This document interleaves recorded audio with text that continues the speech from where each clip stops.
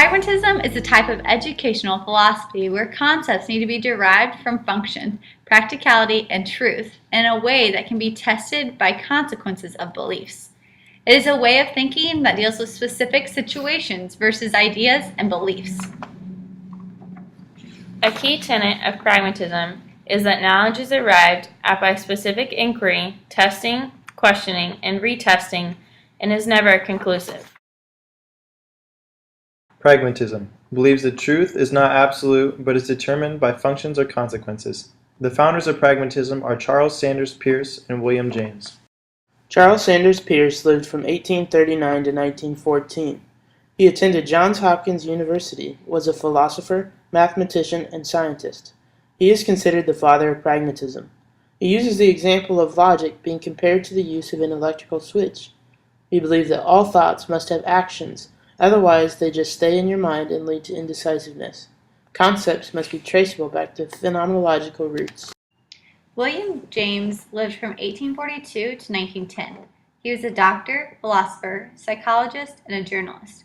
He is the author of the book Psychology and has influenced thinkers such as John Dewey. He published a book in 1907 called Pragmatism, which contained his detailed philosophical beliefs. John Dewey referred to his educational philosophy as instrumentalism. He was strongly influenced by Hegelian. He believed that learning is based off the location and time. He wanted schooling to be social, cultural, technological, and philosophical. He believed in self-action. He was a major voice in progressive in education and liberalism. All three of these philosophers have greatly influenced education. There are many thoughts and ideas that we are still using today. One of the main ideas is the idea that students are self-guided. The teacher facilitates learning for the students. A pragmatist teacher in today's society promotes experiential learning in the classroom through structured labs and group projects, allowing students to have hands-on learning experiences in the classroom. This could be in a chemistry class. The students watch the teacher create a mixture and then follow her steps to do the same in their groups. Pragmatists believe that group work helps with logic. Another example would be asking a class to demonstrate how a math concept works and is related to real life. The students are not only having the hands-on experience for their demonstration, but also bring it back to real life, which is a key concept for pragmatism. One more example would be having a group complete different scenarios to each conclusion. Developing conclusions is ideal for this philosophy.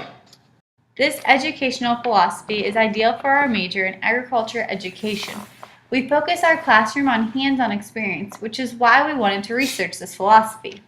We wanted to gain a better understanding for how this type of education can influence our classroom management styles and how it came about.